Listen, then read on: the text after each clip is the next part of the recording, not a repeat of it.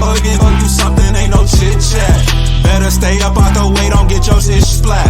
Stop, let this shit slide and get your lick back. And get your lick back, get your lick back. If a nigga owe you something, ain't no chit-chat. Better stay up out the way, don't get your shit splat. Stop, let this shit slide and get your lick back. And get your lick back. I feel like I'm JX. J-Way. I'm a perfectionist. Adderall got me restless. I'm gone. Run with a wild crew, they get reckless. Young boy, come up off that neck. Give me that. Into the trench. See a lead, be the band. Welcome to Bleachers and Speakers. I'm your host, Joe, and I got my boy B. Foster here with me. I want you to remind you to subscribe to Bleachers and Speakers on YouTube, and also for your podcast fix, where you can find us on any of the podcast aggregators. Just type in FFSN or Bleachers and Speakers FFSN. You can find us on any of the platforms like Spotify, YouTube Music, Apple Podcasts. Hit the alert button, make sure that you're getting an alert whenever we drop, and download the episodes. We are back to do a featured player of the week. And without further ado, I'll let Foster talk about who is our featured player of the week this week. All right. This week we have Mekhi Wingo out of LSU. He's a defensive tackle. He's 21 years old, and he was drafted in round 6. The Lions traded up to get him with the 13th pick of the 6th round.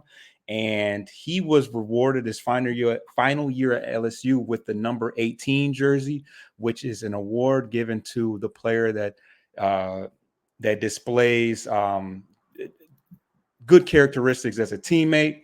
And it's a little history behind that. Number 18 was a national championship quarterback named Matt Mock.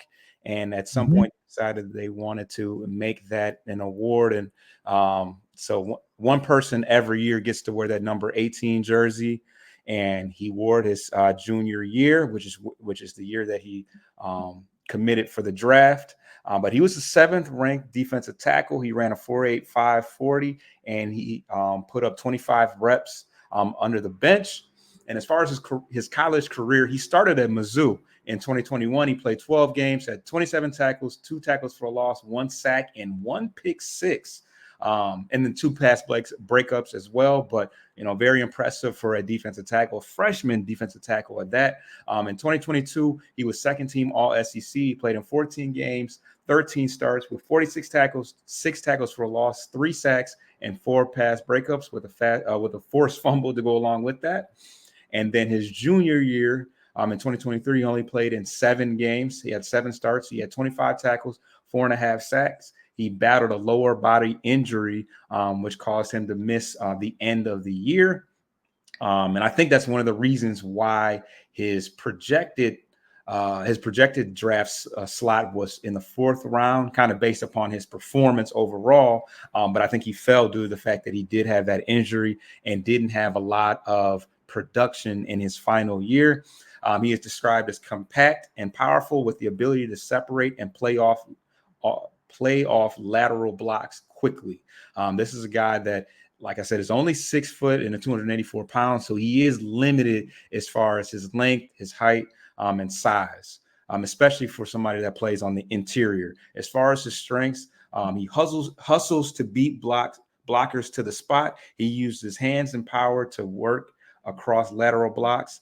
He has good bend and base strength to challenge a downhill block, and he has above average reactive athleticism with short arm quickness. And he does have experience rushing off the edge as well. So very versatile. We know Dan Campbell loves the versatility, and we've already kind of seen that early in this year. As far as his weaknesses, he's undersized and can be smothered by bigger blockers. His rush can be too straight-legged into contact. Longer guards can slow his upfield charge with early hands. And he was quoted after the first, he had a rough first preseason game. And he said that I just have to get off the ball quicker and get my hands into guys' chests. When you are a undersized guy with shorter arms, it is very important for you to establish the leverage first, because like they said, when the guards are bigger, stronger, longer arms, he can be, he has a tendency to be smothered by them just because they're able to extend their arms and kind of disable his downhill attack. So it is very important for him to be quick to the ball on the get off and to get into their chest. As far as his role for the Lions, he's likely to be a depth guy. He's likely to be a depth guy. He's a guy that can play inside and outside, and he's already gotten that opportunity, especially with Marcus Davenport missing the first game. If you're looking at the visual aspect of things, he definitely made his presence felt. He definitely made his presence felt in the pass rush game, getting in the backfield. So, he was definitely a guy that when he was drafted, there was some question as to why he did fall, which I understand because he does have some limitations and he did have some injuries.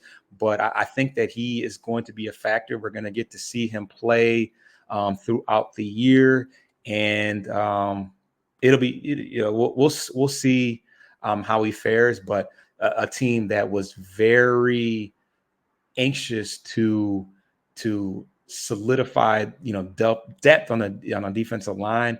It was exciting to see him fall to our position. I mean, anytime you trade up that deep into the draft in the 6th round position, they knew they couldn't miss out on this guy. So that is Mekhi Wingo out of LSU.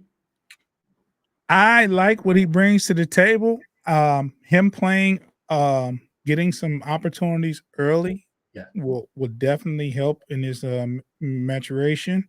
And I think he's going to be a key player on this defensive line in years to come.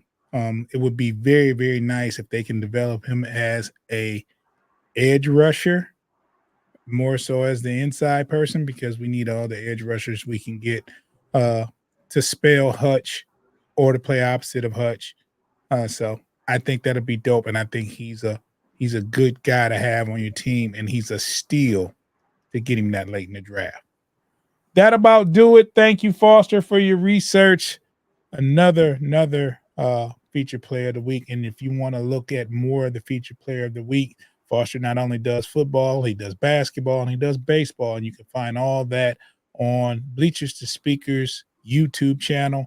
You can also go into the archives of any of the podcasts. They're uploaded on wherever you get your podcast fix.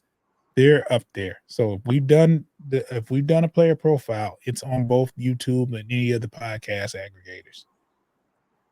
Get your lick back. If a nigga owe you something, ain't no chit chat. Better stay up out the way, don't get your shit splat. Stop, let this shit slide and get your lick back. And get your lick back.